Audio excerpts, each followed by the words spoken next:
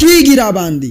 صحابي ورته وایي د الله نبي ستا جسم خو به خاوري شوی نه زما پیغمبر ورته سوی ان الله حرم علی الارض اجساد الانبیاء. الله په ځمکه د نبي جسد حرام کړلی چې ویې خوري، ځمکه یې چېرته خوړی شي. او دویمه دا ده د نبي جسم مبارک حدیث کې راځي دا د جنت نه پیدا دی، د عامو انبیاء جسم د جنت نه پیدا دی، د مصطفی جسم د جنت الفردوس نه پیدا دی. سمجھ ته مسله رااله؟ او په دې باندې یو دلیل ذهن ته واچوئ. نبی علیه السلام وفرمایل خلقت انا ابوبکر و عمر من طین واحد. زه ابوبکر عمر من د یوې خاورې نه پیدا یو. دا چا وی؟ رسول الله وی من زه ابوبکر عمر د یوې خاورې نه پیدا یو. د نبی جسم د کمې خاورې نه پیدا دی؟ د جنت الفردوس. او د پیغمبر جسم چې په کم زګین کې خخ دی د دې په باره کې حدیث کې راځي. قرآن سوی منها خلقناکم و فیها نعیدکم. د کم ځینه مې چې پیدا کړی هغه زګین کې به خخیږي، هغې ته به واپس ځي. نبی چې په کم زګین کې دفن دی د هغې په باره کې راځي ما بین بیتی و منبري روضة من ریاض الجنه.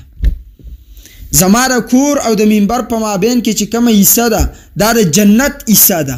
نو د نبی جسم د جنت نه پیدا دی، د نبی جسم په جنت کې خخ دی.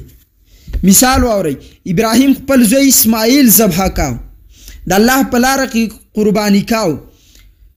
ابراهیم چړه لګی، چړه کار نه کوي. الله ورله څه راولېږه؟ ګډ د کم ځای نه د جنت. وجه دا ده که اسماعیل جسم د دنیا د خاورې نه پیدا و بیا به د دنیا ګډ ذبحه کېدو. کله چې د اسماعیل جسم د جنت د خاورې نه پیدا دی په قربانۍ کې د جنت ګډ لاړ. دغه شان د نبي جسم د جنت الفردوس د خاورې نه پیدا دی.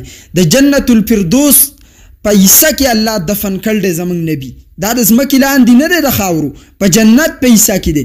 او وی فرمایل خلقت انا و ابوبکر، خلقت انا و ابوبکر، زه ابوبکر عمر موږ د یوې خاورې نه پیدا یو. دا وجه ده چې د هغې جسم هم د پیغمبر خواته په یو زګین کې دفن دی. دې کې روایت کې راځي خمیر الله په جسم کې د جنت اچي. او سمجھ ته مسله څنګه راشي؟ آسان الفاظو کې یاد کړئ. خوله ستا جسم تم راځي، خوله زما جسم تم راځي. زما او ستا د جسم د خولې نه بدبو راځي، د پیغمبر د جسم نه خوشبو ځي چې خوله راشي. و سوال لا دی د جنت په خاوره کې خوشبو ده، د ځمکې په خاوره کې بدبو ده. دی وجه نه د پیغمبر د جسم نه خوله ځي، خوشبو راځي. وجه جسم جنتی دی. زما او ستا د جسم نه خوله ځي، بدبو راځي. وجه جسم د دنیا د خاورې نه پیدا دی. سمجھ گیا؟ زما او ستا په لاړو کې وایرس دی، جراثیم دی. د پیغمبر په لاړو کې شفا ده. وجه د جنت نه جوړه ده.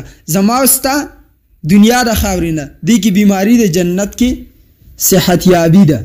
اوس به سمجھ ته راغلی. ما ذکر دا کاو چې د الله بنده دا د مسلمانانو کوم عقیده ده؟ من زارني قبري، چا چې زما د قبر زیارت وکړو، رسول فرمایي زما د قبر د زیارت په نیت راغی زه به ورله شفاعت کوونکی جوړېږم.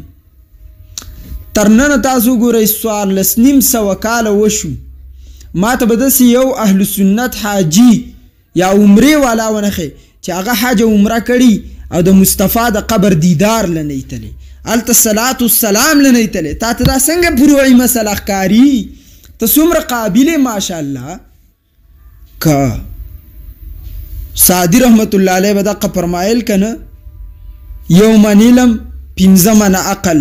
دا ډیر لازمي شیز دی. دا د متواتر عمل نه د مسلمانانو ثابت عقیده ده. ان تر دې رسول الله صلی الله علیه وسلم من صلی عند قبره سمعته، د قبر صدرابان سلام وایو اورمي. ومن صلی علی نائیا ابلغته، لری دی وایو الله یې را رسوي، لری نه دی وایو الله یې را رسوي. فروعي ده. عجیب خلق دی. د دې زمانې مولا یې راغستی د صحابو سره برابر کړی.